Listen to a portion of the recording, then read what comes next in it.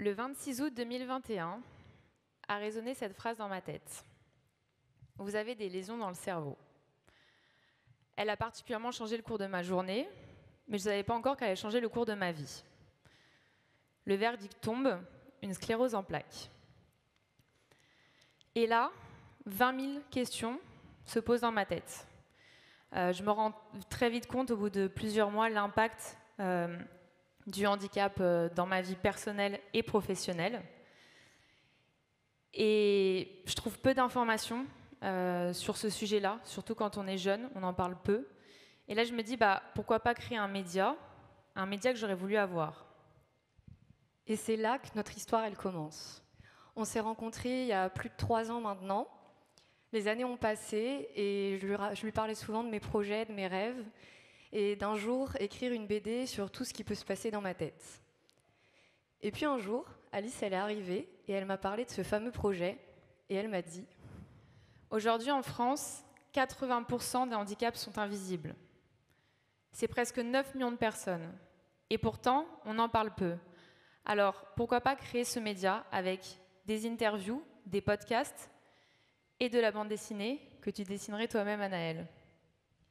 Alors moi, j'ai clairement pas dit oui tout de suite, parce que même si le projet était parfait et me parlait directement, il faut savoir que je souffre de grosses crises d'angoisse. Et clairement, tout plaquer pour un projet de cette envergure, ça fait flipper. Tout comme parler ce soir devant vous d'ailleurs.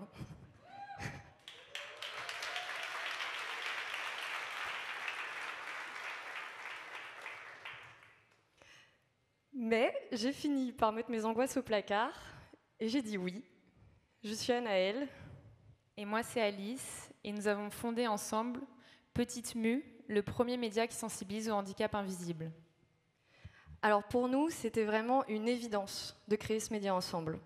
On est toutes les deux touchées par un handicap invisible et on voulait changer le regard qui est porté sur le handicap.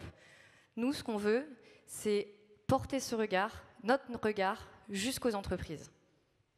C'est pourquoi nous avons aussi créé une agence pour sensibiliser les entreprises à travers des prises de parole ou des supports de communication originaux, allant de la vidéo à la bande dessinée et en passant aussi par les expositions.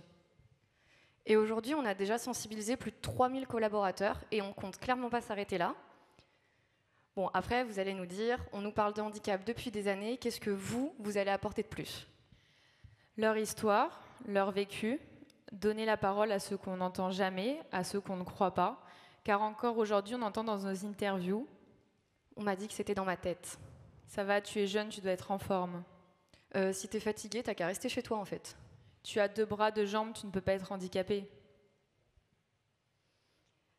Alors, on sait très bien qu'on n'est pas médecin, psychologue ou neurologue.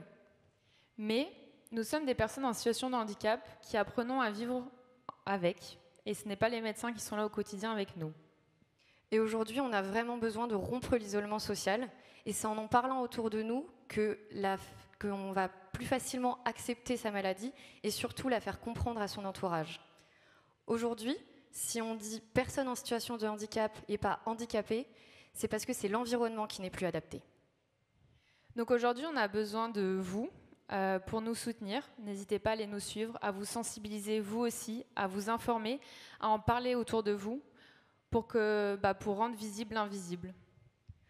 Le handicap ne doit plus être un gros mot ou un truc chiant dont personne ne veut parler. Aidez-nous à casser les tabous et surtout à briser le silence.